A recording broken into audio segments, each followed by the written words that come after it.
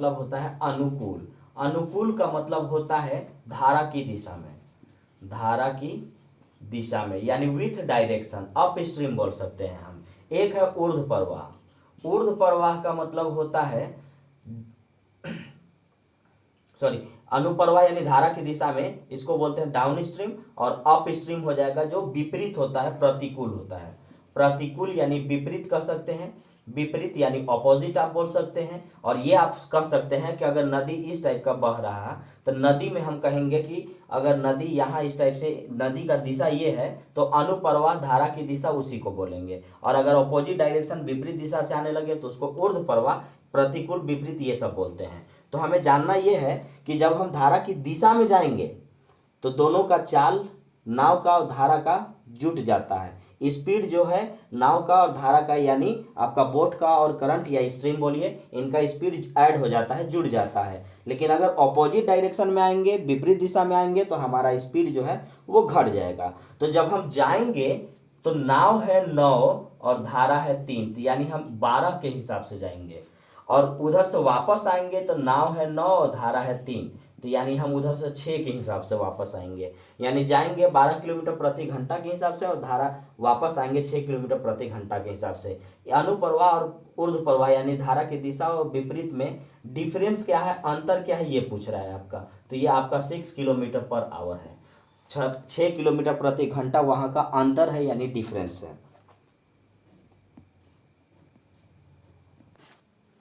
Next question समझिए, थोड़ा अच्छे से समझिए। दो संकेंद्रीय, संकेंद्रीय का मतलब सेम सेंटर, एक ही सेंटर होना चाहिए, केंद्र होना चाहिए। वृत्त यानी सर्किल जिसकी त्रिज्या, त्रिज्या मतलब रेडियस, p सेंटीमीटर एवं p+2 सेंटीमीटर है, एक कागज पर खींचे जाते हैं, ड्रॉ किए जाते हैं और उनके क्षेत्रफल यानी एरिया के मध्य मतलब मिडिल, मिडिल, क्षेत्रफल के मध्य के बीच, बिटवीन, अंतर यानी डिफरेंस 44 सेंटीमीटर स्क्वायर है। तो पी का वैल्यू बताइए। यानी कहने का मतलब है कि ये एक सर्किल है, एक और सर्किल है, यहाँ सेंटर है, दोनों का सेंटर सेम है। अब यहाँ से जब ये आर आया होगा जिसको रेडियस त्रिज्या बोलते हैं, वो यहाँ रहा होगा और इसमें सिर्फ यहाँ तक रहेगा। तो अंदर वाला है इसलिए स्मॉल आर यानी छोटा आर और बड़ा को ये बड़ा आर कहेंगे। तो यहाँ पर कहता है कि अगर यहाँ से यहाँ तक जो आर दिया हुआ है ये, और इसी में से ये वाला अगर मैं घटा दूं, सब्ट्रैक्ट कर दूं, तो क्या ये वैल्यू आ जाएगा। रास्ते की चौड़ाई आप कह सकते हैं कि अगर ऐसा पार्क बनाया हुआ हो तो पार्क में इस टाइप का अगर फूल लगा दिया जाए ऐसे, तो इस फूल में मतलब कितने चौड़ाई में लगा है ये निकल जाएगा आपको। तो वो कैसे निकलेगा, तो वो यहाँ से यहाँ तक जो लंबाई दिया है उसमें से इस छोटा वाला घटा देंगे तब। लेकिन ये कहता है कि एरिया है, क्षेत्रफल है, ये है 44 और इनके बीच का जो डिफरेंस है वो है 44। तो यहाँ पर कहता है कि इसका क्षेत्रफल का अंतर जो डिफरेंस है वो 44 है। तो बड़ा वाला का एरिया यानी क्षेत्रफल निकालिए और छोटा वाला के एरिया यानी क्षेत्रफल घटा दीजिएगा तो ये वाला आ जाएगा। पूरा बड़ा वाला पूरा निकालिए, पूरा में से इसको घटाइएगा तो ये वाला आ जाएगा। और एरिया, वृत्त का क्षेत्रफल यानी सर्किल का स्क्वायर होता है पाई आर स्क्वायर। लेकिन ऐसा दो ठे है तो एक बड़ा एक अंदर है, तो डायरेक्ट मैं बताता हूँ कि pi r square minus are square है। ये है इन दोनों के बीच का डिफरेंस का एरिया यानी क्षेत्रफल। जब इनका एरिया यानी क्षेत्रफल निकालना होगा और ये कहता है हमारे पास कि pi are minus are square है और यही वाला है हमारे पास 44 यानी 44। अब इसमें कहता है कि स्मॉल, अब ये ए स्क्वायर माइनस बी स्क्वायर है, तो ए स्क्वायर माइनस बी स्क्वायर होता है ए प्लस बी इंटू ए माइनस बी, ए प्लस बी इंटू ए माइनस बी, यानी एक बार जोड़कर और एक बार घटाकर। तो हम यहाँ से इसको लिख सकते हैं। तो इसका एरिया यानी क्षेत्रफल का अंतर जो दिया हुआ है pi into R square minus are square. अब ये कहता है कि छोटा वाला आर को यहाँ पी बोल रहा है और बड़ा वाला आर को वह p+2 कह रहा है। तो बोलता है कि p का वैल्यू बताइए हमें, क्षेत्रफल p बताइए, p का वैल्यू क्या है। तो यहाँ पर अगर मैं p का रखता हूँ यहाँ पर वैल्यू, तो ये होता है 22/7 पाई का वैल्यू।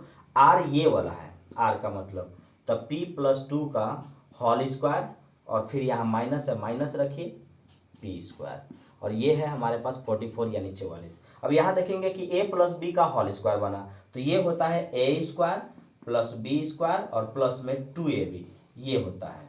तो इसको जब हम सॉल्व करेंगे तो लिखेंगे 22/7 इंटू पी स्क्वायर यानी ए स्क्वायर प्लस बी स्क्वायर, 2 का स्क्वायर 4 और प्लस 2ab प्लस 2, तो 2 दूना के 4 और P 4p minus P square बराबर 44 यानी 44 प्लस माइनस खत्म, यहीं से कर देते हैं। अब अगर यहाँ से हम देखते हैं तो ये वाला जो पोर्शन हमारे पास है वो 22 से काटिए, 22 दूना के 44 क्रॉस मल्टीप्लाई 7 दूना के 14, तो अब हमारे पास 4 प्लस 4p है और ये है 14 यानी 14, प्लस से इधर जाएगा तो माइनस 4p बराबर आ जाएगा 10, काटेंगे तो ये 2.5 आएगा और p का वैल्यू 2.5, और यही चीज़ आपसे पूछा जा रहा है कि p का वैल्यू क्या होगा। एक बार फिर से, अगर इस टाइप का कोई गार्डन हो, बागीचा हो और हमसे पूछा जाए कि ये वाला एरिया हमसे बताया जाए कि मतलब ये वाला कैसे निकालें, तो टोटल का एरिया निकाल करके, क्षेत्रफल निकाल करके इसका छोटा वाला के घटा देंगे, ये वाला आ जाएगा। और इसी में सवाल में दिया है कि इन दोनों के एरिया यानी क्षेत्रफल का जो डिफरेंस है, अंतर है, वो 44 यानी यही वाला दिया हुआ है। तो इसका जो क्षेत्रफल एरिया होता है वो pi into R square minus are square, यहाँ से यहाँ तक बड़ा वाला आर, यहाँ से यहाँ तक छोटा वाला आर, डिफरेंस है, अंतर है, इसलिए माइनस का यूज करेंगे। अब ये वाला छोटा वाला आर को p और बड़ा वाला आर को p+2 कह रहा है, तो यहाँ पर जब हम पाई का वैल्यू 22/7 रखेंगे तो ये p+2 है, p+2 का whole square minus p square, a plus B का whole square, a plus B का whole square, a square plus B square plus 2ab, और यहाँ पर ये था प्लस माइनस कट गया, 22 से काट दिए 2 बार में, क्रॉस मल्टीप्लाई 3 गुना 7 दूनी 14, ये प्लस से इधर जाएगा तो माइनस 10 बचेगा और 4 से काटेंगे तो 2.5, और ये हमारा आंसर हुआ। अगला क्वेश्चन कहता है, बोर्डमास का है, ये है 4/7 का माने ऑफ मतलब गुना यानी मल्टीप्लाई, यानी हम कह सकते हैं कि ये है 4/7 का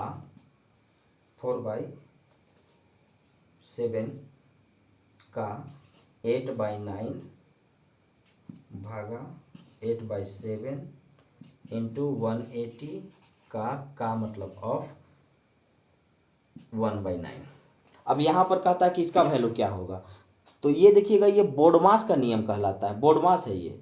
तो जो बोर्डमास है, तो बोर्डमास में पहले का देखिए बहुत कुछ है, ब्रैकेट है, ऑफ है, का है, एडिशन, मल्टीप्लिकेशन, सब्ट्रैक्शन यानी गुना भागा जोड़ घटाव सब है। लेकिन यहाँ अगर हम बात करें तो यहाँ पर 3 चीज़ है, एक का है, का मतलब ऑफ माने गुना होता है, और उसी को पहले सॉल्व करते हैं, उसके बाद भागा दिया जाता है, फिर मल्टीप्लाई यानी गुना किया जाता है। तो का यानी ऑफ 2 जगह है, तो पहले इसको मल्टीप्लाई यानी हम गुना करेंगे। अब इसमें एक भागा जो हमें परेशान कर रहा है कि इसको, तो हम एक काम करते हैं कि इसको हम पलट देंगे, और जैसे ही पलट देंगे ये डिवीजन यानी भागा ये गुना में चला जाएगा, तो हम कहेंगे कि 4/7 गुना 8/9, और इसको जब हम पलटेंगे तो 7/8 बन जाएगा, गुना है, ये 180 है, का माने गुना यानी 1/3 हो जाएगा, काटेंगे 60 बार में।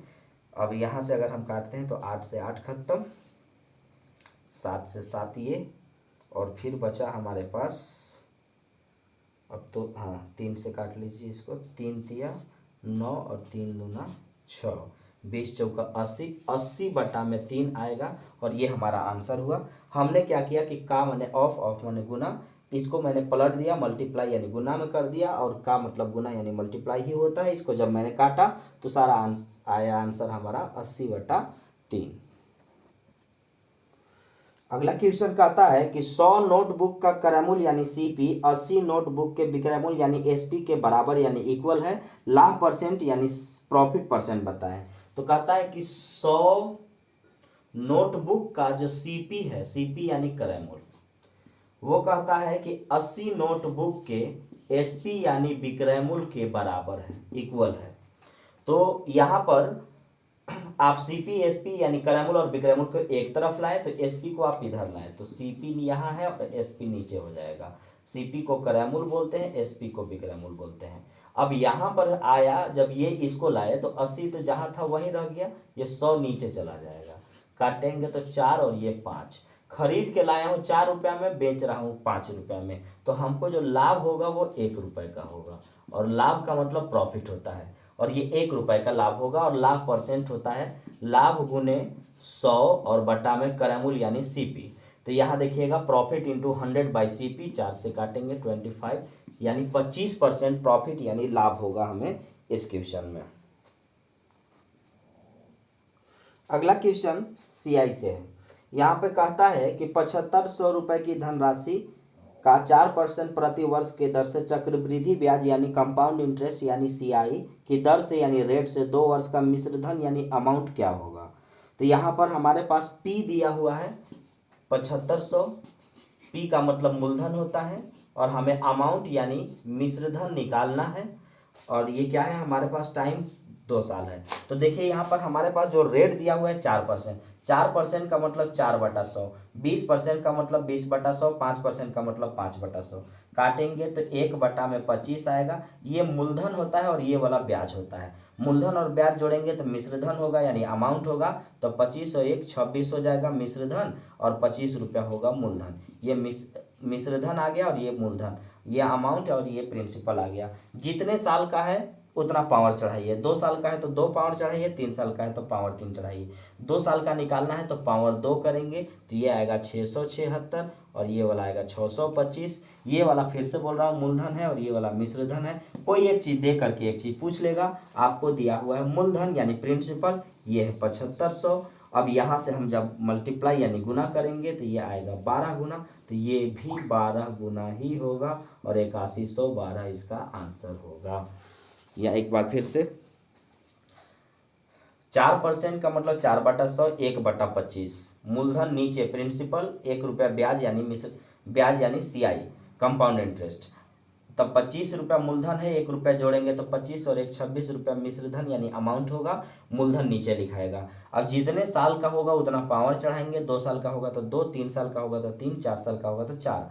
तो 2 साल का है तो पावर 2 करेंगे तो 676, 625 मूलधन है, मिश्र धन है, प्रिंसिपल है, अमाउंट है। जितना गुना ये होगा उतना ही गुना ये होगा। तो यहाँ पर 7500 दिया हुआ है जो कि 12 गुना है, ये वाला भी 12 गुना ही होगा जो कि आंसर होगा 8112। ये हुआ हमारा आंसर। अगला क्वेश्चन पाई चार्ट से है। तो इसके बाद फिर हम अगला वीडियो बना करके पूरा फिर और डाल देंगे, यानी एक सेट में 2 वीडियो बनेगा। एक आधा वीडियो आज बना, आधा वीडियो कल बनेगा, तो उसको भी आप देख लेंगे ताकि पूरी तरह से कंप्लीट हो जाए। तो देखिए यहाँ पर कहता है कि ये डिग्री में दिया हुआ है। तो सबसे पहला टोटल का मतलब 360 होता है, 360 डिग्री होता है।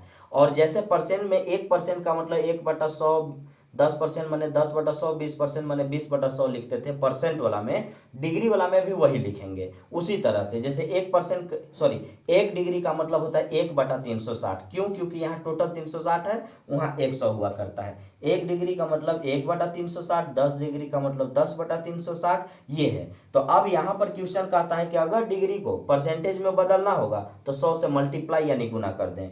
डिग्री को परसेंट में चेंज करने के लिए 100 से गुना करेंगे, मल्टीप्लाई करेंगे।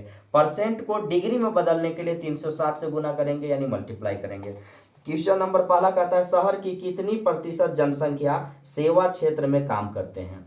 सबसे पहला चीज कि शहर की जनसंख्या टोटल 8000 है। तो बनाने का इसका ढेर सारा तरीका है, तो आप लेंदी विधि भी जा सकते हैं और एकदम आराम से इसको भी बना सकते हैं आप। तो कहता है कि सबसे पहला चीज कि पूछ रहा है परसेंटेज, दिया है डिग्री में। तो यहाँ पर कहता है कि शहर की कितनी % जनसंख्या सेवा क्षेत्र में। तो सेवा क्षेत्र में जो है वो कितना है, तो यहाँ पर सेवा क्षेत्र में 72 डिग्री लोग काम करते हैं। और मैंने बोला कि 1 डिग्री का मतलब 1/360, तो 72 डिग्री का मतलब 72/360। और डिग्री को परसेंट में चेंज करने के लिए 100 से गुना यानी मल्टीप्लाई किया जाता है।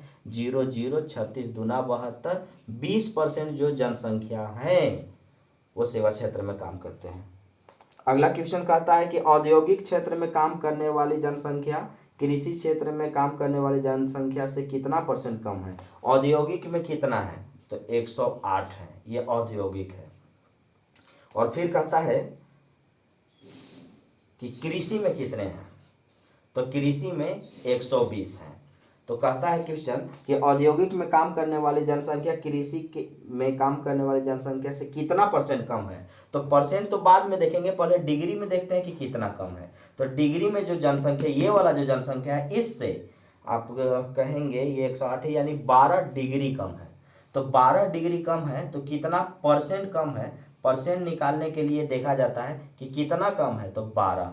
किससे कम है, तो 120 से कम है, क्योंकि ये 108 है, ये 120 है, कम 120 से ही ये था।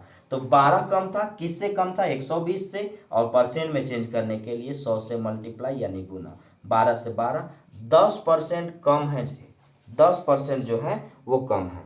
आगे क्वेश्चन कहता है कि सेवा क्षेत्र एवं औद्योगिक क्षेत्र में काम करने वाले लोगों का संख्या का संगत अनुपात, यानी बताइए। तो सेवा में जो काम कर रहे हैं वो 72 डिग्री में है, अनुपात मतलब रेशियो होता है। और फिर कहता है कि औद्योगिक में जो काम कर रहे हैं वो 108 डिग्री है।